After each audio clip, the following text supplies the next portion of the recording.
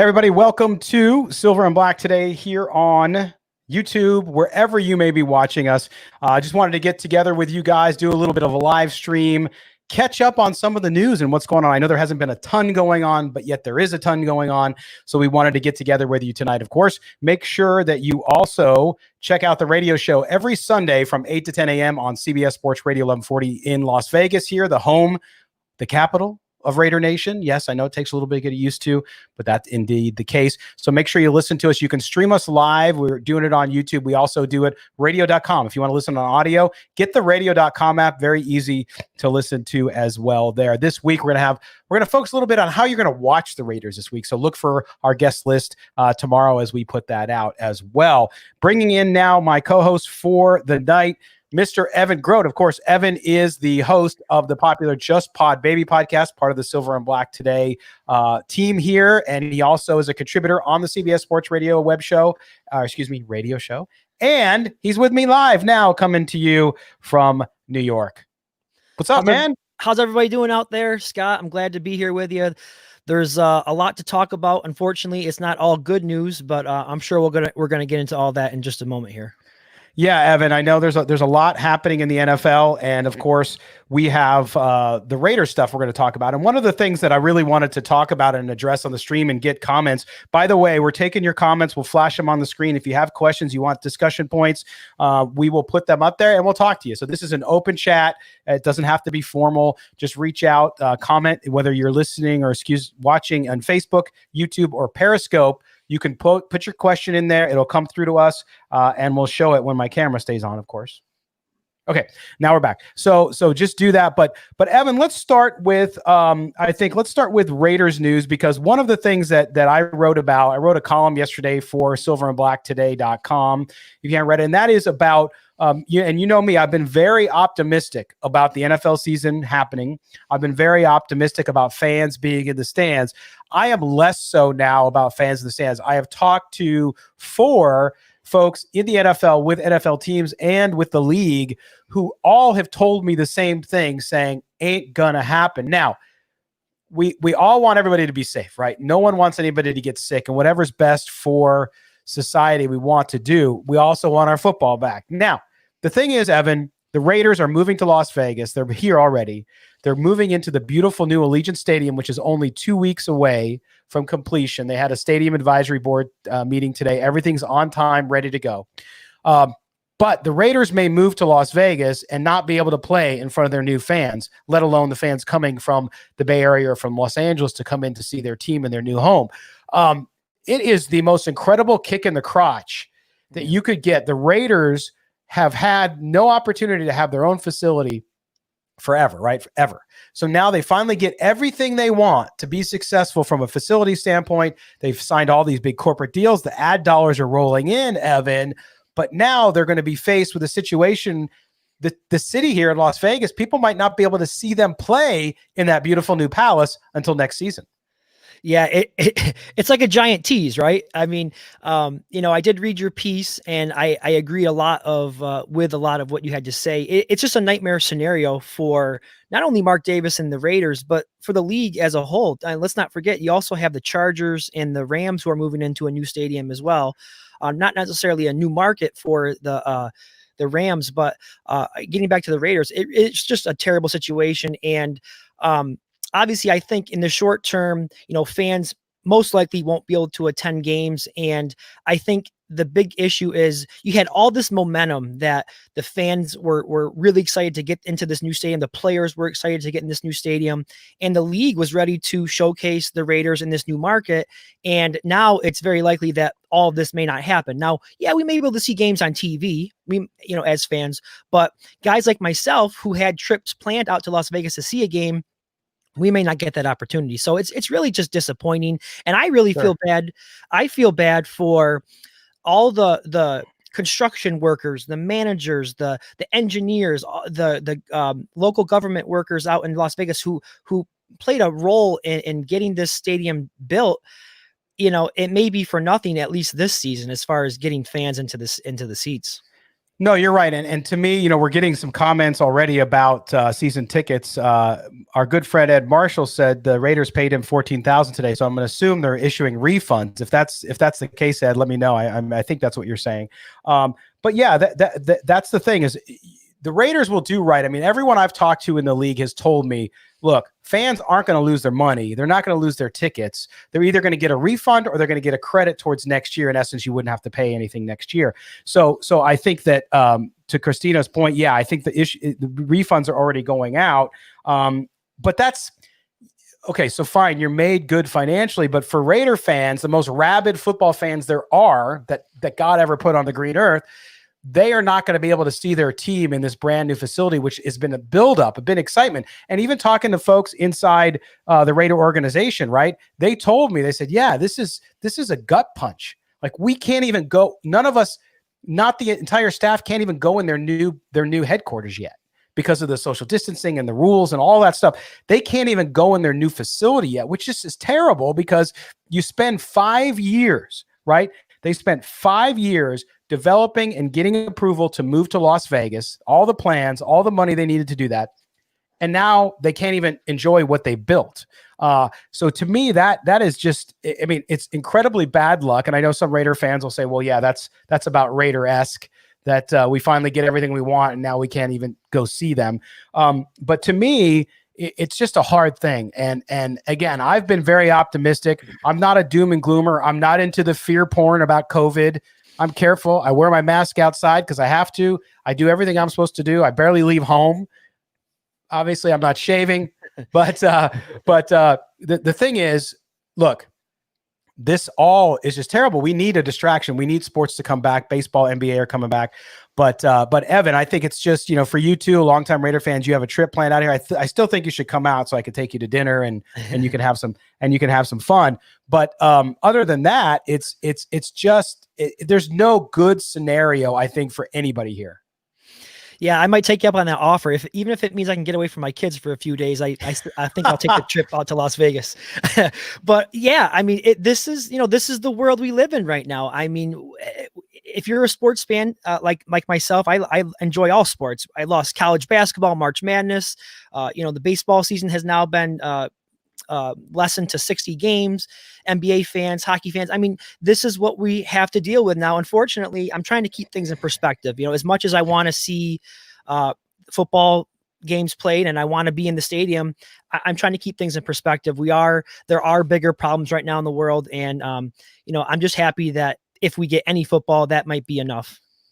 Yeah, and to me, the other thing here is, and I'm going to go to where is my Jenny? Where's my Jenny? Oh, I get it now. I'm sorry, I was a little slow there. I saw that it's Forrest Gump's picture. So are they gonna charge to watch games on TV to make up the money they will be losing? The answer to that is no. In fact, what I would recommend you do is listen to our radio show on Sunday, because we're going to have Ryan Young from Yahoo Sports, who writes about NFL Sunday Ticket and covers the whole thing. I think you're going to see actually the opposite. You're going to see free TV. You're going to see Sunday Ticket's going to be free to everybody. I mean, I don't have that as fact yet, but that's what I've been hearing. So even though you won't be able to go see the Raiders, if that's indeed what happens, I'm still holding out a little bit of hope. If it doesn't happen, you're going to be able to see your team. It's just you're not going to be able to see them in person. And I think that's the thing. The Raider fan culture is such that it is like a family, and everybody meets up at games. Doesn't matter if you're from LA, you're from Oakland, you're from outside Buffalo, New York. Doesn't matter where you're from. You come together and you meet up at least once or twice a year. And that is the highlight of many people's years. And so to me, that's what's terrible about it, is you're not going to do that. And then of course, the Raiders being in this new market, to me, that's the other thing. Again, I call it a kick in the crotch because I think it's that bad. I mean, it's just terrible for them and for everybody to be in the situation where they can't enjoy the fruits of their labor. And the one thing I will say, and I know some fans out there still don't like Mark Davis. I think Mark Davis has done a brilliant job. I also think when they voted on to cover the first 6 to 8 rows with tarps to help protect players from the virus, Mark Davis said, look, it's either all fans or no fans. He was the only dissenting vote on that proposal to cover the first 8 rows. And to me, that tells you, it's like, look, I'm not going to build a brand new stadium for Raider Nation and then tell them, oh, you can come in, but you can't. You can come in, but you can't. So I like the fact that he did that. And I agree with that. I always said from a competitive advantage point, we talked about that on the Sunday show, Evan, you and I many times, which was like, look, how can you have a full stadium in Las Vegas and nobody in New York, or some people in Kansas City and nobody in Denver? That type of thing to me was also a competitive issue. And so for the rest of the fans, look, I think it's better if there's no fans versus some fans like Baltimore wanted to do.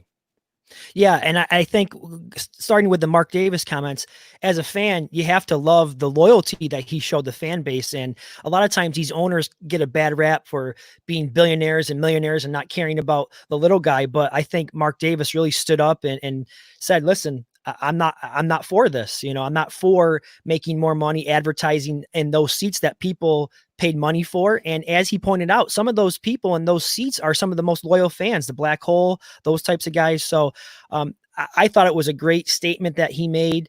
And I'm all for it. Yeah, we have some questions here. XSoCal04, do they save your same seats for next year when they refund your tickets? We don't have the exact questions, but everything I've been told is like, look, in essence, if there's no fans in the stands this year, you just basically everything you would have got this year just moves to next year. That's what I've been told, not officially, unofficially by people in the Raider organization that's what would happen in XSoCal. So there you go. And I just think that it sucks. I mean, there's just no other way to put it. But yeah. I felt I wanted to talk about it because I think the NFL, the only thing I'd be critical in the NFL with this thing is the fact that, look, Major League Baseball, the NBA, they said what was going to happen. They said, look, no fans. Then the NBA is doing the bubble thing, which you can't do with football, clearly. But to me, at least they were very definitive up front. The NFL has said, look, whatever your local government is telling you can do in the way of people and all that kind of stuff. I thought, to me, Evan, that was a little bit of a cop-out because the NFL just said, listen, to protect the league, to protect the players, to protect our fans and competitive advantage, we're doing all or none. Yeah, and my issue with that, and we talked about this on that Sunday roundtable that we had, is that all offseason long, all we heard about was how things were going to be done equitably. You would not give a competitive advantage to another team, and now they've totally changed course on that. So to me, I don't like the idea, and I'm hoping that possibly they go back on that. But yeah, I made the example in one of my podcasts. How is it fair that the Raiders go out to Kansas City and are playing in front of 30,000, let's say, and then when the Chiefs come to Oakland, Las Vegas, excuse me, when they come out to Las Vegas, there's no fans. So I just don't see how in any shape or form that would work out. No, I agree with that 100%. And it, again, it's terrible. Fans don't want to hear it, but I had held out hope. And right now it doesn't look like it's going to happen. When you have that, I had 4 people, right? So it's not one person telling me this, but 4 people, including somebody that I do talk to in the NFL league office, who said, look, and they admitted, and I have it in my story, they admitted, look, it sucks the most for the Raiders. Yeah, it's terrible for the Rams and the Chargers because they're moving in a new stadium too. But for the Raiders, it was like the first time, we got our own house, right? You've been renting for lots and lots of years, and you finally get your own house, and this is what happened. So there's just no way around it. And I think, for fans, it's gonna be terrible. It's gonna be something that will take a little bit of time to get over. I've had some fans message me and say, look, if it's just on TV and there's no fans in it, I don't even want to watch that. I think he'll come around. Really? I think when football season comes around, I don't know about you, but I want to watch football, and especially the fact that we probably won't have college football. It looks like more and more college football might go into the spring or something like that. So pro football will kind of be it. But let's see. Let's get to some questions. By next year, every fan will need proof of immunization to get into the stadium. That's Raven Raider on YouTube. I don't know, Raven Raider. I don't know. That seems a little extreme to me. It does, but that's the thing. Don't, as I keep saying, don't buy into the fear porn. Be cautious, protect you and your family, protect others, but let's not get too crazy. I see people on both extremes, like this is not happening and it's fake. And then I see people think everybody's going to die. So let's find some middle ground, but I understand it. Hey, we're all on edge, man. We've all been stuck at home since March. I get it for the most part. So that's good stuff. But I do think that, the waivers, we heard about signing waivers, but that was if there people going to go to the game. My hope would be that by next season, we don't have to deal with the issue at all, and that this is a foregone conclusion that we've gotten on top of this and it's under control. Now, again, we'll see what happens. The other thing, though, Evan, that we'll talk about related to this is the NFL Players Association and the NFL keep going back and forth on protocols to get them on the field. That's the other thing people keep forgetting is they don't have an agreement yet. Training camp's supposed to start on the 28th. Same sources all told me not a chance in hell that camp starts on the 28th. And based on what you saw today, Evan, and you texted me earlier today, what you saw out of JJ Watt and out of the kind of leaks that we're getting out of the meetings is they don't even have, they're not even in agreement yet on how they're going to get to camp, let alone on the field for the season. Yeah, and this sounds familiar if you followed what went on in Major League Baseball. Their negotiations kind of went down to the wire, and it looks like football is heading in that same direction. So if you had asked me, a month ago, even 2 weeks ago, if there were going to be a delay in training camp, I would have told you no. And now it looks like there's definitely going to be a delay. They aren't going to start on time. And there's just too much to figure out here. I've got a list here in front of me of sticking points right now. I know I did read that they finally figured out how players would be classified for those who test positive. So that's one obstacle out of the way. But then you have the elimination of the preseason games still on the table, financial compensation for players who choose to opt out. How is that going to affect their salary, their accrued time towards free agency, things of that nature? There's just, don't forget roster. I've seen that they want to decrease the roster to 80 players so that there's, again, less people in camp, but then they want to increase the practice squad roster. So there's so many hurdles that they still have to get through. And I don't know if they can get it done. We're only 12 days out from training camp. Absolutely right, Evan. And I think too, that's the other thing. Training camp, clearly when they get to training camp, we know we've already seen teams. I had reported last week that I was being told there wasn't going to be fans at training camp. And sure enough, we had a couple teams today announce that they're not going to have fans at training camp. Yeah, I read that. That's clearly also to protect the players. If they're going to get the players on the field, they want to limit the exposure as much as possible. And so especially in the areas where there's kind of what they're considering outbreaks, right? We happen to live in one in Southern Nevada. The number of cases, whether or not you buy that's the metric you should measure on, that's what they seem to be going by. And to me, like Southern Nevada is one of them. So the Raiders, it was like, okay, well, crap. They don't get to go to Napa, which would have been a great camp again for the fans in Northern California. That was off. So then at the very least, you said, okay, well, it's going to be in Vegas then. You come out and see all the new stuff, and that'll be a great time too. But now that's not even going to happen. So it is what it is. I mean, to me, I just want to get them on the field and play some football. And if that means no fans in the stands, personally, I'll take it. Not just because I cover it and I do a radio show and we do a website. It's because I just want to see football. Yeah, I'm with you. Like I said, I would love to be able to go out there and see the stadium for myself rather than seeing pictures online. But if it means having some football games on TV and no fans in the stands, I'm choosing football on TV just because I need something to watch. But as the days go on, I'm seeing more and more come out from the players union that there's a lot of doubt and there's a lot of uncertainty, and it sounds like more and more players they want answers and they're not getting those answers right now. And you referred to the tweet that JJ Watt put out. There's still a lot of unknowns out there, and this stuff needs to get figured out in a very, very short time. No doubt about it. And there's a question again from ex-SoCal. Do you think they'll increase the roster limits? And you just talked about that, Evan, and they may do that. The other thing with that is not just the roster limits, but the classification, as you mentioned, about injuries, right? So if you test positive for COVID, for example, you would be on a separate list, because right now, if you get sick with something, let's say you had appendicitis or something, then you get put on a non-football injury list, and that is non-paid. And so the players are making sure that, hey, if somebody tests positive for COVID because we're out there playing for your enjoyment and for their pay, then we don't want to lose money or pay because we got this virus that's going around as a part of a pandemic. So I think that was a good move. And I agree most of all with the player stuff, but I think what you're seeing, at least what I'm being told, is the owners want to keep some preseason games because it's just pure cash for them. Let's face it. We all don't like the preseason. The owners love it because it's just money. They get to charge full game prices. for that. And not all owners, but I'm saying some owners want that. The players want to be able to opt out, and they want to be able to do so and not lose anything. I had a question earlier on here that I'll scroll through to try to find, which was about contracts. If you have a contract and let's say they don't play, or let's say they opt out because of COVID, does that mean this contract just carries forward another year? Or if I was going to be a free agent after 2020, am I still a free agent? These are the kind of questions that they're wrangling with, Evan, inside these meetings and back and forth between the league and the Players Association. Yeah, Scott, let me ask you a question here for a minute. Don't you find it odd that, again, this pandemic started back in March. We saw sports getting canceled as early as March. Don't you think the NFL has had enough time to figure these things out? I can't believe we are sitting here 12 days before the start of training camp and they still haven't figured out these issues. And I know that the pandemic it's evolving and it changes week to week and month to month, but I just feel like the NFL should have had a better plan in place by this time.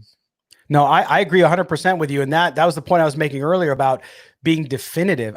Here's what I believe. I believe the NFL thought they were going to have time. They said, oh man, this will peter out. Mm-hmm. You looked at some of the models and they said, hey, by June, July, it should be done. Right now, some people don't believe, but that a lot of people believe that. And maybe the NFL was being optimistic. But to your point, you always have to plan for alternatives, right? So if it wasn't going to be over, like it's not right now, if you were going to have to carry it forward, then what are you going to do? And I think that they might have these plans and for whatever reason haven't released them, but it certainly looks a little bit, I think, a little bit clunky for the NFL that they're not ready to go and just like, hey, look, training camp starts in 2 weeks.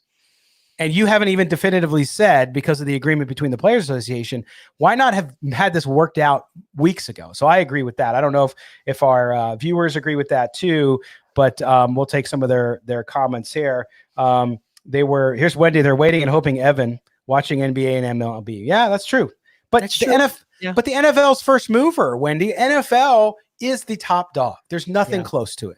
So why not lead? I think I've been saying all along, and people read too much into it, think I'm talking about politics too much, and I am a little bit, but it's leadership, the lack of leadership and failure of leadership through all of this has been evident at all levels, and including the NFL. Because yes, you should have been ready and said, okay, what if this thing is not over yet? What are we going to do? Let's be definitive about it. And then July 1st, we could have announced, look, camp's starting a month late. Right. What I'm being told is probably the middle of August is the target date that they're kind of working around to actually do camp. And I've said all along too, Evan, and you can vouch for me. I've said, why not move the season start till beginning of October? Give yourself another month. Yeah, I was thinking about that. I listened to a lot of sports talk radio, and that was one of the topics that got brought up. And I don't really know. Are things going to be better in October? I mean, I just don't know. I mean, you could go ahead and push the season back, but we really don't have any evidence right now, or I haven't seen any data that would suggest pushing the season start date back to October would be any different than starting it in September. So I don't know about that, to be honest. I don't know if I can agree with that. Yeah. That's true. And I think that a shout out to On Air Nation, hit the like for us. Yes. If you're on YouTube, please hit like, hit subscribe, hit notifications all. If you're on one of the other platforms, do the same. We appreciate you guys being with us and sticking through it. But yeah, no, I agree with that. And I just think that you just have to look at it for what it is, guys. I mean, it sucks. We've all been through just crap. This has been the most disruptive societal thing to happen in our lifetimes. And so with that in mind, you knew everything wasn't going to go off normal. We weren't going to have completely normal NFL season. I think we were all just hoping at the very least we could get fans in the stands, or at least look at something similar to that. But to the point about it being equitable, I think that's the best thing to do. So anyway, that's where we're at, guys. We don't know when they're going to go to camp. We don't know what the agreement's going to be like, but we will update it on silverandblacktoday.com and also Silver and Black Today, our radio show, Sundays, 8 to 10 a.m. Make sure you do that here, and we'll update you here on the channel. All right, let's talk towards some football now. We had some questions. We've been talking over the last week and a half about Jadeveon Clowney and whether or not he was going to sign. We have Napoleon Kaufman asking the questions. Are they going to sign him? Does he play only DE or some outside linebacker?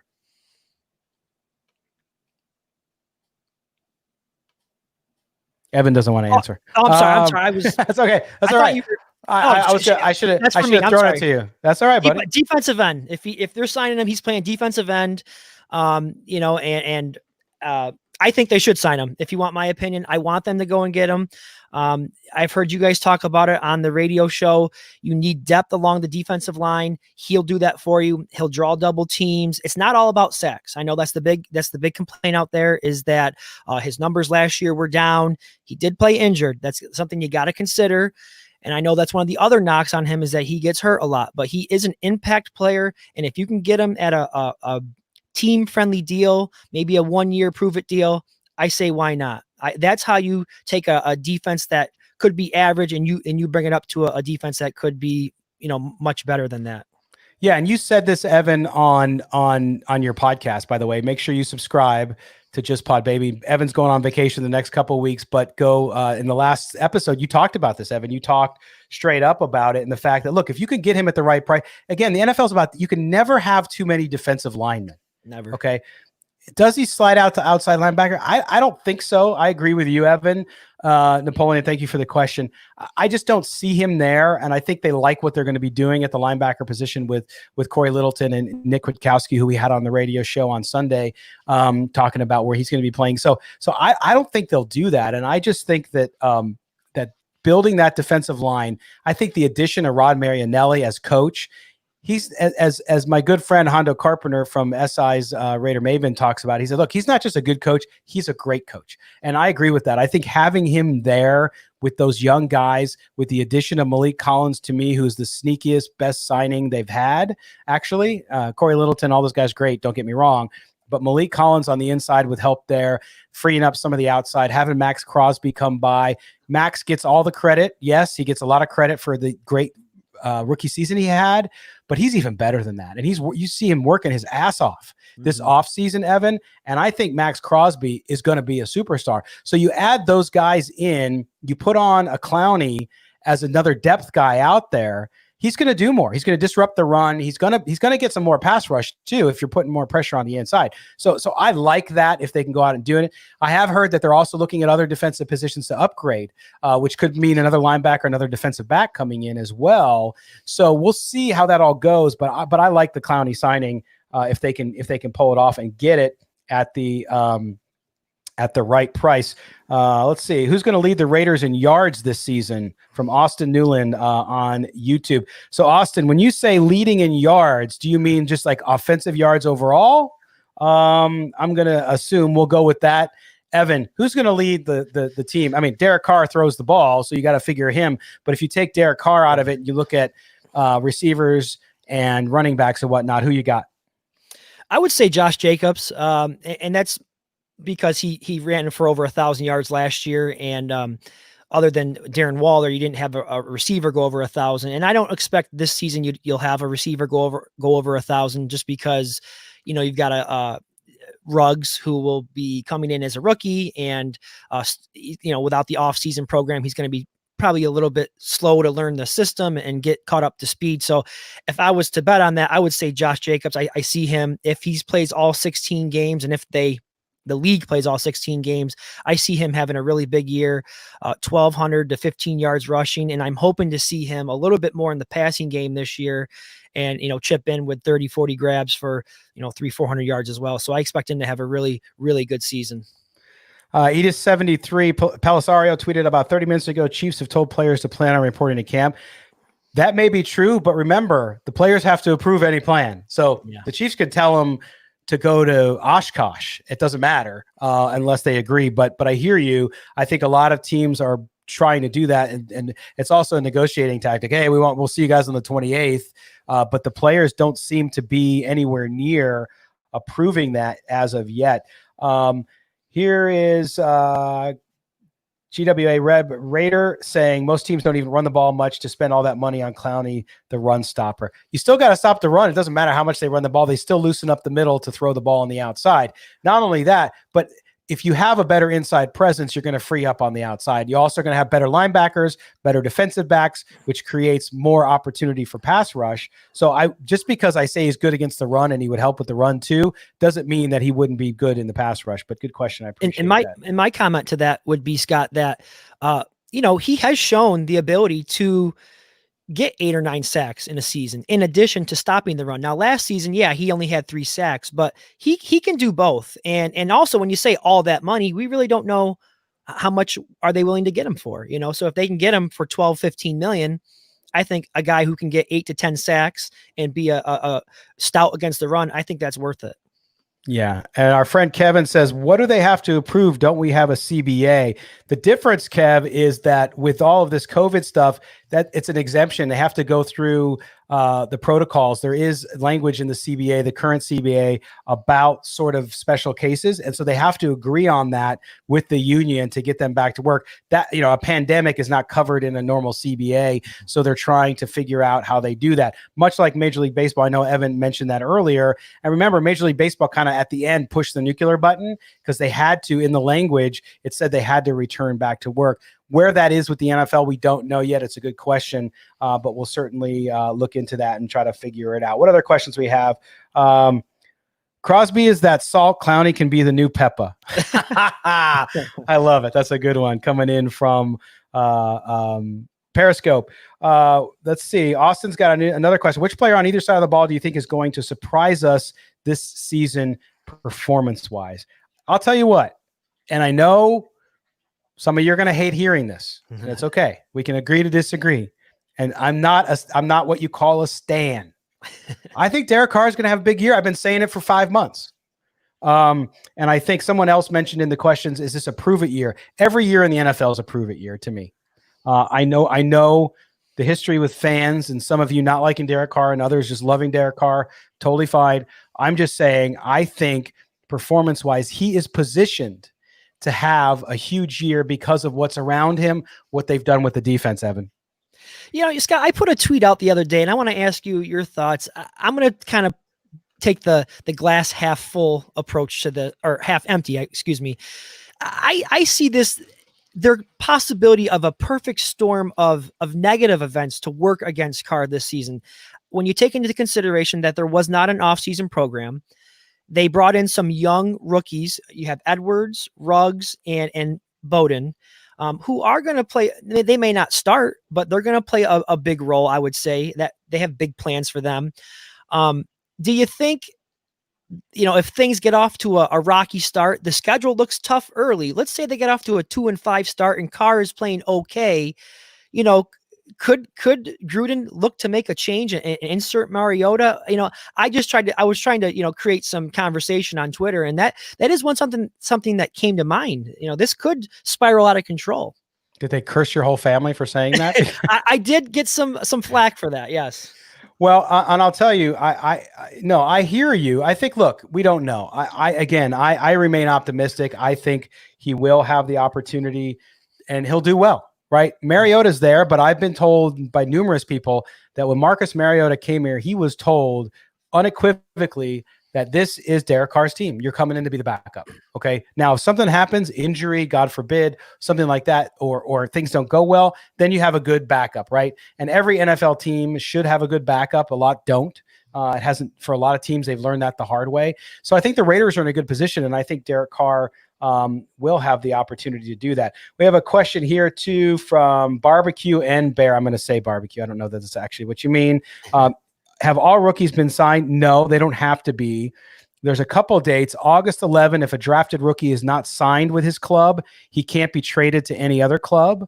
And then September, you have, back to the roster. They don't have to sign. There's no deadline for rookie deals. Clearly, they want to get everybody in place by the time you hit formal camp, usually, or at least through camp, because players won't come to camp unless they're under contract because they're not going to get hurt. So usually that's but it's not a hard date, Evan.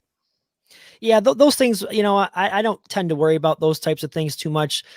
Those guys, they're going to sign those contracts when the time is necessary. I mean, it'll work itself out. I would not worry about that if I was a fan. Or I am a fan, but well, and Napoleon asked again, how much slack do they give Carr? I think, look, you look at performance. If you're in position to win games and you don't win because of a player's performance or because of something like that, that's how you evaluate it, right? I mean, I think that's standard.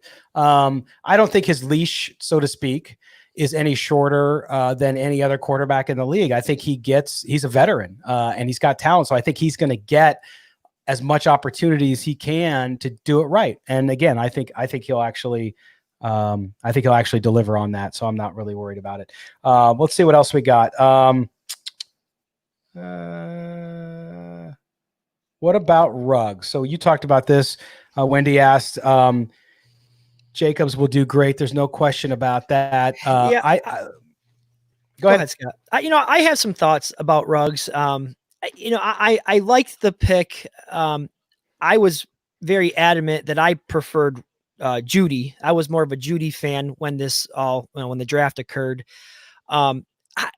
I still wonder, is Ruggs truly a number one guy? I still don't think the Raiders have a number one receiver, to be honest. And maybe it's just because Ruggs was on such a talented team with Alabama where he didn't get the opportunity to be the number one guy. But that would be one question mark, I would say, going into training camp and going into the season is, I know they drafted Ruggs with the first pick, but is he really a true number one receiver at the NFL level? So, the speed is there, and I think the talent is there. He has great hands, but I want to see him lead, be the number one guy, and we just haven't seen that yet at the college level. So that is one question I would say about Ruggs. Yeah, I'm on the Ruggs wagon, baby. I called for them to pick him. I think he's going to be fine. I'm going to call it. I think he will be at the top of the list for Offensive Rookie of the Year. I do. Oh, wow. We'll see. Now, that's just me. I'm biased. I will admit it. I'm biased. I like the kid. I was in favor of them drafting him. I wanted them to draft him. So maybe I got blinders on a little bit. But I think as long as Derek Carr is healthy and Derek Carr can get on the ball and that offense is moving and the pieces are coming together, I think he's got a great opportunity to be very special and to have a special rookie year as well. And do that. But there's a lot of other questions. Here's sorry, my eyes are getting bad. I'm getting old, folks. Crame Dog 18. Thoughts on the secondary this upcoming season, stopping the Chiefs, or if the Broncos become a threat? So I'm going to answer this first. So the secondary got better, I think, right? You got Arnett, you got Amik Robertson, who I'm also a big fan. I think he's going to have a good NFL career. At the same time, I love Jonathan Abram, love his attitude. He's played one game. We don't know about Jonathan Abram yet. I think he's going to do fine, but I think there's a lot of question marks, and you got to see how they all come together, Evan. You have Joyner there still. I know a lot of people want to continue to say he's out of position and all that kind of stuff, but the reality is you have new pieces, and until you start meshing them together and seeing them on the field, I don't think we're going to know how that unit comes together. Yeah, and I don't know if you stop the Chiefs. I think you hope to slow the Chiefs down. I don't know if you truly stop the Chiefs, but yeah, getting back to your point, I agree with you. There's a lot of talent in the secondary, but there's so much inexperience, and in this league that can get exposed, especially by a guy like Patrick Mahomes and some of the great quarterbacks in this league. So, and I don't want to continue to beat a dead horse, but the lack of offseason program, I think, is going to be very, very challenging, especially for these young guys who are in the secondary and the new players like Corey Littleton and Nick Kwiatkowski, Malik Collins, as they try to learn this new defense and try to mesh with some of their new teammates. I don't think that can be underestimated at all. Right. And I think that's why we're hearing out of the Raiders camp that they're bringing in more defensive backs, because I think that's what you have. You have young guys. It takes them time to learn. Right. And so to me, it would behoove them to maybe go get another veteran as some insurance policy there as well. And sorry about my camera. I'm having a cable issue over here, but do you think last year's class continues their success in season 2? You would certainly hope so. They always talk about the big jump as an NFL coach when you're looking at your staff, your squad, is the jump from year 1 to year 2, right? You want to see them get better every year. And I know you look at Max Crosby, you say, wow, yeah, he surprised people, but you would expect Cleveland Farrell to get better. You would expect all of them to get better in year 2, including Josh Jacobs, especially maybe around health, being able to keep himself conditioned and protected and not play hurt so he doesn't hurt himself anymore, Evan. But I do think you'll see that, and you have to see it. Yeah, I mean, could you imagine what this team could do if those guys who all had great rookie seasons have an even better season in year 2? I mean, that would do wonders for this team, especially if you can get some contributions from some of this year's rookie class. And that's how you build a team. Some of the guys that I'm keen on and really expecting to make improvements would be Hunter Renfrow. I think he's going to be an even bigger part of the offense. I think he's going to have a real big year as well. And then, you talked about Trayvon Mullen. I think he's going to have he's going to be relied on as the number 1 corner. So right. A lot of expectations for these guys to follow up that big year. And like you said, hopefully they can do it. That's the plan. Yeah, and Pitt 73-73. Let's hope Abram learns how to play in today's game. He feels like a 15-yard.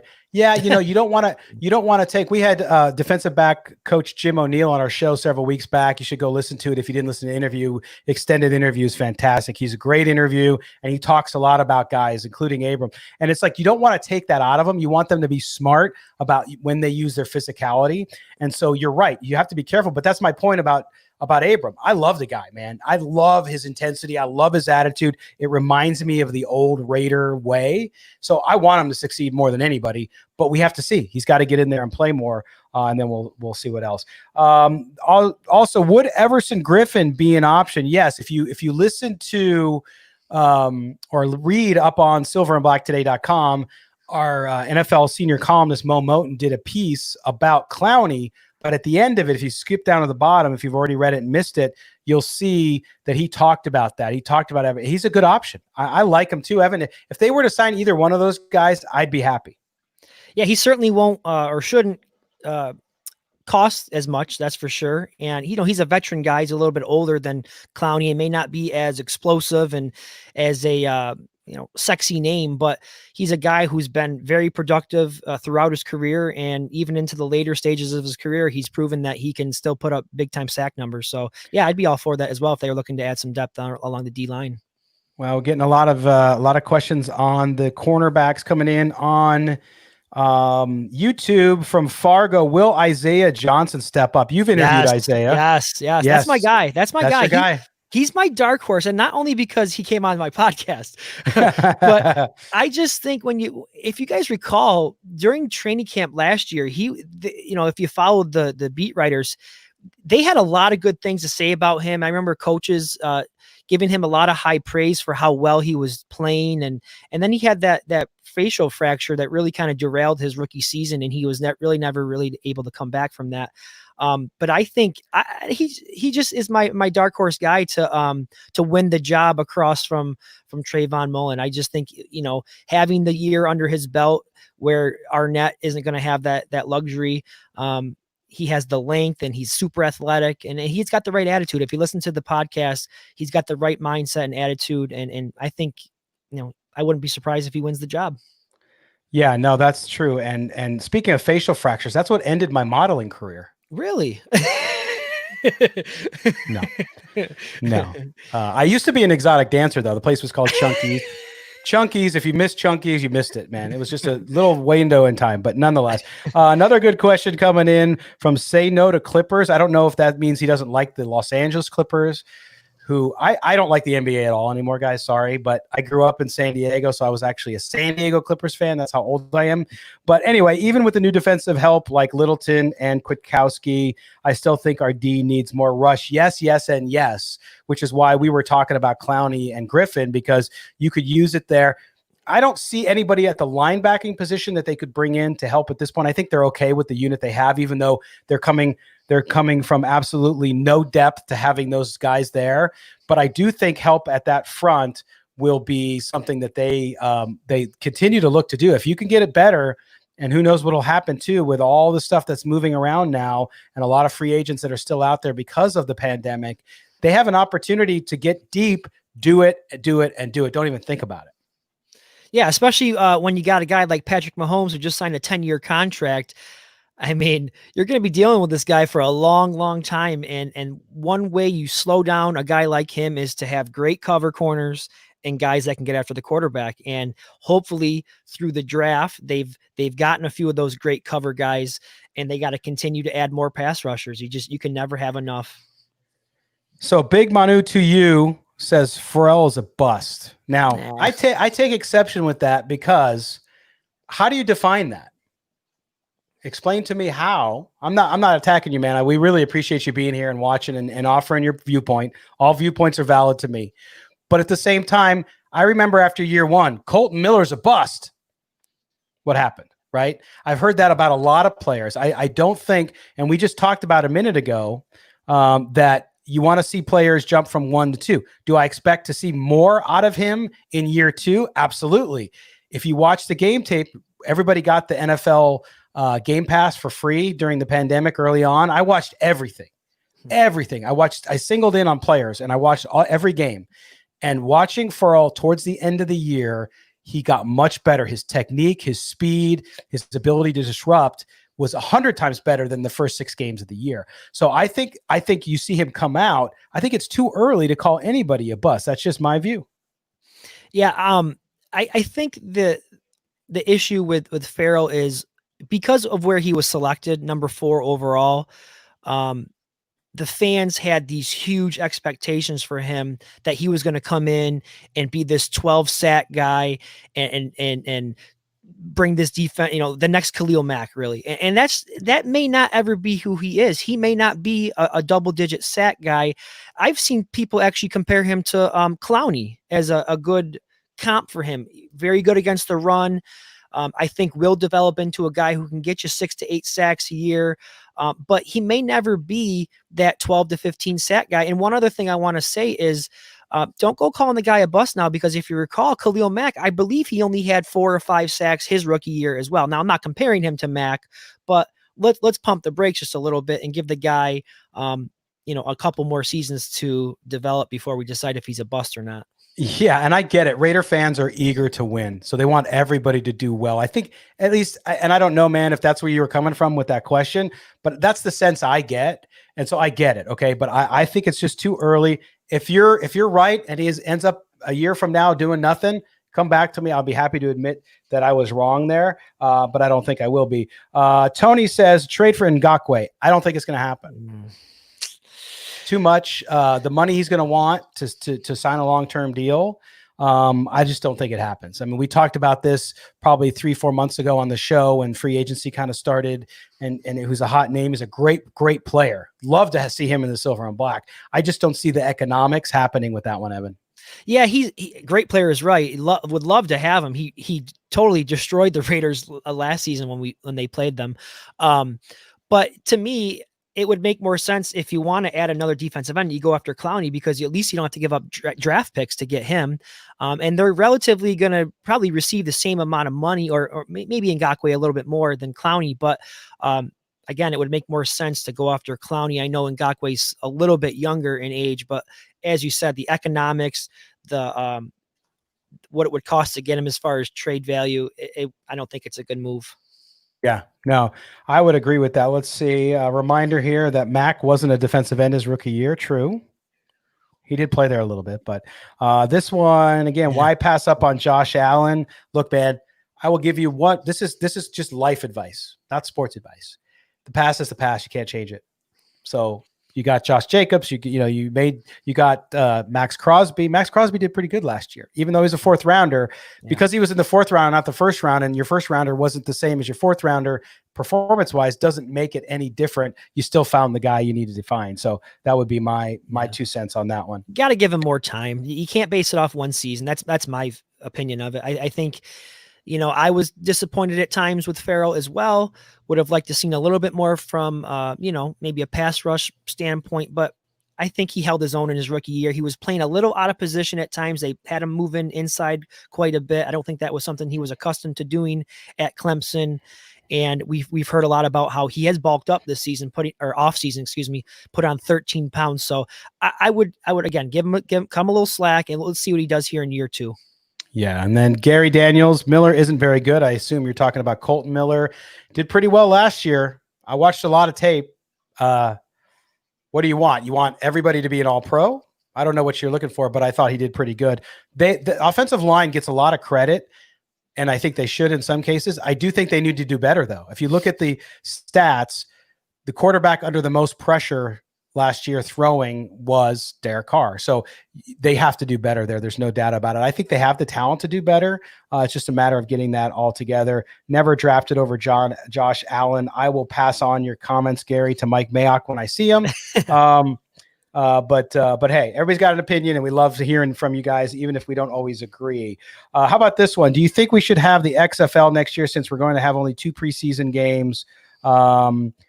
And all walk-ons can be cut early and really showcase talent. Yeah, the XFL, they're trying to sell the assets. Somebody's trying to revive it, kind of thing. No, I don't think so. I just think the interesting thing here, Evan, is with college football, actually, because if college football is canceled, you're going to see people like Trevor Lawrence and guys like that who are not going to play. Because if they say, okay, we're going to move football to the spring, Trevor Lawrence is going to say, guys, the NFL draft's in April. I'm sitting out. Which is why the ACC and the SEC are both fighting the idea of moving football to the spring, because they don't want to lose their star players, because then ratings go down, the excitement goes down. You're not in the national championship hunt, all kinds of things. So I don't think you're going to see any adjustment. I think, like many of us with a lot of things, whether it's weddings, vacations, it's just going to be gone, and we're going to start afresh next year. I think, Evan, that's at least what I'm being led to believe will happen, and what I think will happen. Yeah, I agree with you 100% there. To your first point about top prospects like Trevor Lawrence, if I'm a kid who has an opportunity to get drafted in the top 3 or 4 rounds, maybe even 5 rounds, I'm not playing football in the spring. It's just, there's too much at stake. Now, if I'm a later round guy, or a guy at a small Division I or something, of course I would give it a shot. But there's no way, if I'm a Trevor Lawrence, I'm risking it to play an extra season. I just don't think it's necessary. No, not at all. And then one of the funniest people in Raider Nation, of course, is AJ DeMello, who's a professional comic. I want to know if Carr is having an up and down season and they're halfway through. When do they go to Mariota? They got him just in case this happens. He is an insurance policy, AJ. But what if I said to you, AJ, what if I go to the Comedy Store and I get up there and I nail it? Am I now a comedian? I don't know. No, I'm just kidding you, man. No, I think the Raiders, in my view, and our co-host on the radio show, your boy Q, who you guys all know well, said this on Sunday. He said, look, why not now? Why shouldn't the Raiders make the playoffs? Forget the Chiefs. That's a whole separate issue. But there's no reason why they shouldn't make the playoffs, and then we shouldn't expect them to make the playoffs. If that's the case, if they're having a good year and they're on a run, or they're in a position to win a lot of games, and for whatever reason, any player, whether it's Derek Carr, whether it's Josh Jacobs, whether it's an offensive lineman, whether it's a wide receiver, if they're not getting the job done, you got to go to the next guy up, next man up, right? They say it all over the NFL, because if you have a chance to win, you always have to take it. And so I understand where you're coming from, AJ. I don't think there's a definitive answer to that. I think there's so much ebb and flow. Evan mentioned it. Maybe they start off the season 1-5, and then you're having a whole different conversation versus if they start off 6-0. Yeah. Plus, there's several factors involved in that question. There's a lot to kind of dive into. If Carr's playing decent, holding his own, but the defense is kind of failing them, or, is it the players around him on offense that really aren't playing up to their level? So it's hard to answer that question right now, because there's so many things that play a role in the success of the team. Carr's just one of those factors. Obviously, if he's not playing well and he's the reason that the team is being held back, I could see a move being made, obviously. Right. And here's another question from Raider Vic, a longtime listener and viewer. Thanks for being with us, man. Will we see more urgency from Carr, more grit? I don't know. A guy playing with a broken back is pretty gritty, man. I know some of you guys think he's not tough, and because of the whole thing in London and all that stuff, but he played with a bone broken in his back. If I broke a bone in my back, I wouldn't get out of bed. So, I mean, I'm just being realistic here. I know where you're getting with that. Look, I went out and watched about 6 practices. You guys saw all the video and all that stuff from the practices out here at the park. he looks tough to me. He's very in charge, and maybe he's always been that way. I've not been around him a lot because we were covering from a distance for 2 years. But I'll tell you what, this is why I have a good feeling about it, because I just watching his body language, watching teammates respond to him, veterans and rookies, and seeing how they were interacting. And I know it's an informal situation, so you can't read that into what it's going to be like in an NFL game. But man, he just looked on fire. He looked focused. I like when he has done interviews, which he doesn't do many interviews. When he has done interviews, he's got a little bit of piss and vinegar in him. And maybe that's because he's been doubted. And that's good. I always said all along, I wanted them to sign Mariota because I think any player, any of us as a radio host, bring in somebody into my market that's good, that pushes me to be better. That's what I want. I don't want to just be comfortable. I want somebody to push me to be as good as I can, Evan. And I think that's what you're going to see. If that happens and he falters, then they'll deal with it. But I think that you're seeing a lot of different dynamics here, and it's not very easy to always see when you're watching on TV or watching on social media. Yeah, it's hard. I mean, listen, I've been critical of Carr on my social media, but to question his toughness or his desire or his leadership, those are things that I've never called into question for him.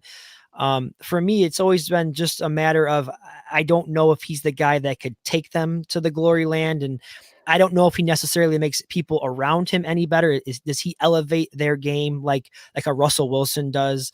I always use that comparison, but yeah, I'm happy to hear that what you're seeing from him out there at that park in Vegas is, leadership and getting after people. And I think that's what we need out of him this year.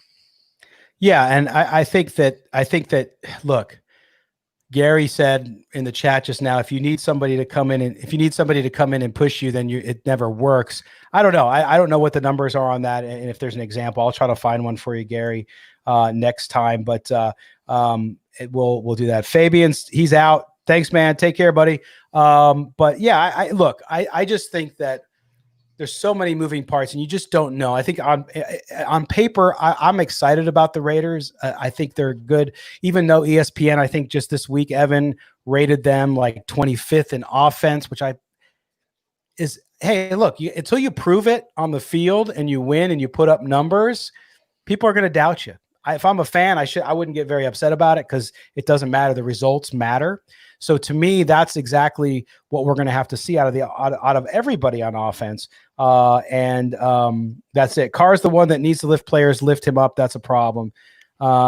See, that's what I'm saying though, Gary. What I've seen, again, sample of six at the park. I just feel it. I feel it a little more. Again, I could be wrong, but I think he's going to have the opportunity to do that and be good there. So we'll see, but only time will tell. Wins, losses are the most important statistic, but I think I like Derek's chances. I think he's going to do fine, and we'll see how it all pans out. But until they get on the field, we won't know, right? But other than that, I think they're looking for the opportunity to improve at every position. I'm about to kill my camera. My camera connection is killing me. It keeps going out. Sorry, guys. But we will see how the entire team does. But Evan, when you look at the Raiders, where we are today, we don't know everything about when camp's going to start, when the season's going to start, if there's going to be fans, all the stuff we've been talking about during this hour plus.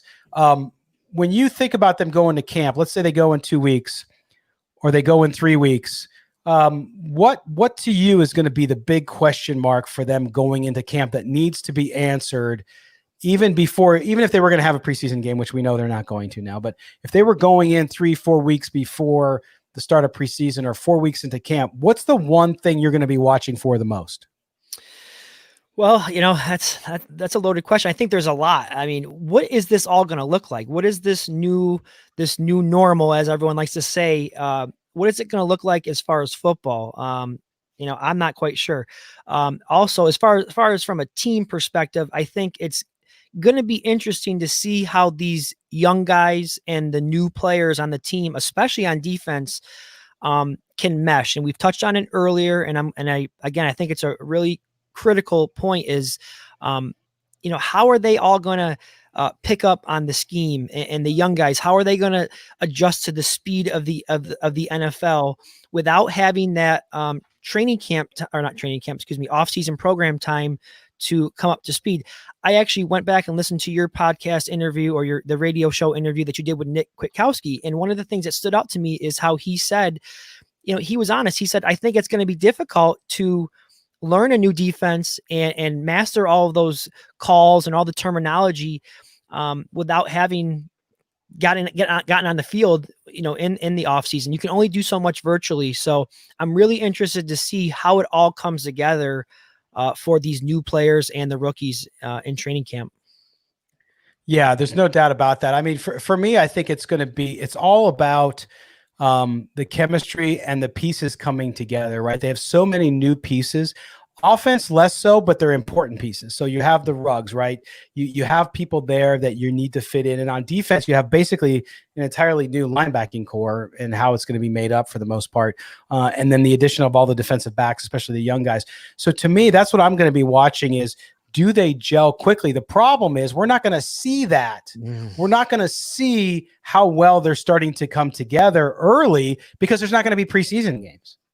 And so, hopefully there'll be maybe one or two televised scrimmages or something like that. I know the Raiders are working on televising maybe some parts of training camp since the fans can't be there. So we're going to have to get those. I really believe that, as I said a couple of weeks ago in a story I did up on the silverandblacktoday.com website, that veteran teams are going to have such an advantage and veteran players are going to have such an advantage because of what you said earlier and what Nick Kwiatkowski said on the show on Sunday, which is we just don't know. We're learning new things. We're learning new teammates, their tendencies, tendencies on the field.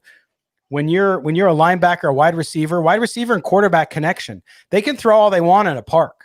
But when you're on the field running routes against defenders, top line defenders, whole different ballgame. Mm-hmm. So I think that to me is the big question mark. Less so than about the talent. Sure, you got talent questions and how some guys are going to pan out. But to me, it's going to be the gel cohesiveness and the chemistry that these guys develop. Whoever the NFL teams are who can put that together quickly, those are the teams I think that are going to emerge at the top of the heap going into the playoffs in this weird season that we're going to have. Yeah, I agree with that 100%. And that's also why I believe you may see the Raiders lean on their veterans earlier in the season. And maybe you don't see guys like Damon Arnett start right away. We've talked about Prince Umukamara in the past, and there's a reason why they brought a guy like him into the team. And you've talked about how maybe they might even continue to add more veteran cornerbacks. So I think they're going to lean heavy on the veterans. And again, they may take it slow with some of these rookies. Yeah, and it looks like Fabian didn't leave. So Fabian, thanks for sticking around, man. I don't know if you're stuck in traffic on your phone or what the deal is. Don't drive with your phone. He says Hard Knocks should have come back for 2020. Let me tell you, the entire NFL is Hard Knocks this year, right? With everything going on. But I will tell you that I have heard that they're going to try to do, as I mentioned, a lot of video during training camp, what the coaches will let them shoot. So maybe you're going to get sort of a bastardized version of Hard Knocks this year for the Raiders because you're not going to have preseason games, because you're not going to have the ability to see training camp. And with that whole new facility they have right near my house here, close to Henderson, they are going to be able to have a studio there. They have a full TV and radio studio in their building, so they can turn around video and do their own stuff. So I'm really looking forward to what kind of content they'll come with to keep all of you guys, the fans. Raiders 305 for life. Blue Rude Boy Raider. Rude Boy. I know what Rude Boy means. 305 representing there. I love it. So a lot of chatter going on. Get your drone out for us and get us some footage with the drone. They'd freaking shoot it. They would shoot it down during training camp. You kidding me? Come on, take over the team. Yeah. The last time I went out with the drone at the stadium, the security of the stadium called the cops on me, and I had to teach the cop and the security guard that no, here's the law, here's my permit. And the security guard, the head security guard there, I'll leave his name out of it because he's an ass. But he's like, no, you got to you don't have permission. I'm like, dude, do you not listen to what federal law is? So luckily we got a guy from the Las Vegas Metropolitan Police Department who actually kind of oversees the drone stuff for them. He got on the phone with me. He's like, oh yeah, dude. He's like, don't worry about it. He's like, just, you know what you're doing. You're a professional driver, so you don't have to worry about it. But yeah, so we'll try to get out there. We'll figure something out. Yep.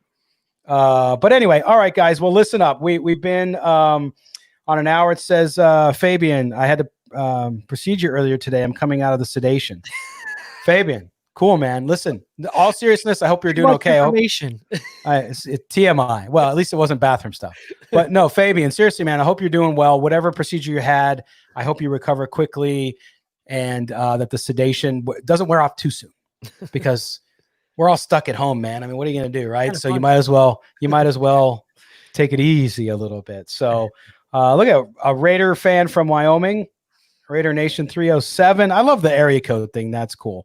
Let's get to one last question, Evan, before we go. Will Arden Key ever pan out? No. Or is he more or less the next Alden Smith? I think Alden Smith had more talent, frankly. He had the off the field issues clearly, and he's coming back this year. But no, I don't think Arden Key makes it. He was a reach to begin, or I should say not a reach. He was a kind of taking a flyer on that guy, just trying to see if he panned out because he has so much good raw talent. I just don't see it. I hope he proves me wrong. But Evan, I'm not feeling that. I think he's had his opportunity, and I don't know that he's going to get a lot more opportunity before it's time to move on. Yeah, I agree with you. He's battled some injuries here early in his career, and I think there's a big reason why you saw the Raiders go out and sign Carl Nassib. They gave him a decent chunk of change. I think that tells you really all you need to know about Arden Key. If they really believed in him, and again, I know we've talked about how you can never have enough pass rushers, but I think the writing's on the wall for Key. He better show some signs of life, or I don't think he'll see a second contract with the Raiders. Yeah, and there's AJ dropping a joke. I hope they don't let Elvis use the bathrooms or they're going to get cursed. Man, that's tough, AJ. No, that's good. They have a painting of Elvis in the stadium, by the way, which some people aren't happy about. We talked about that one Sunday.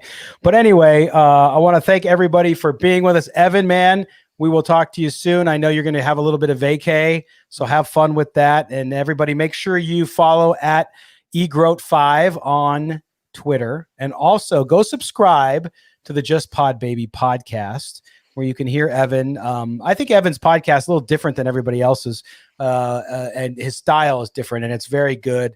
That's why he's part of the family here. We love listening to it. Make sure you do that as well. Evan's a Raiders fan, but when you listen to his podcast, you won't always agree with him, and that's what I like about it. He's kind of a critical fan, but at the time he's fair. So you could do that. iTunes, right, Evan? Google Play, all those places. Spotify. Yep. Spotify, Anywhere, that's right. All the major platforms. Go check it out, please. Good deal. All right, man. Well, thanks for being with us. We appreciate it, buddy. Thanks for having me, Scott. Anytime.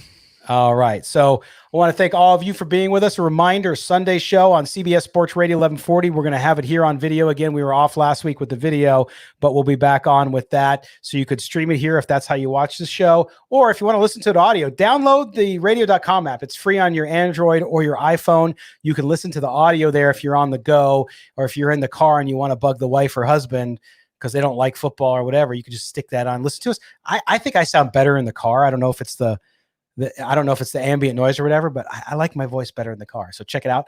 Also, website, silverandblacktoday.com. Stories up there, news 24/7. We're the only independent news website in Las Vegas covering the Raiders. We've been doing it for 3 years, so make sure you check that out. For Evan Groat, I am Scott Gulbransen. Want to thank all you guys for being here. Without you here, we're not here. So thank you. Please like the video.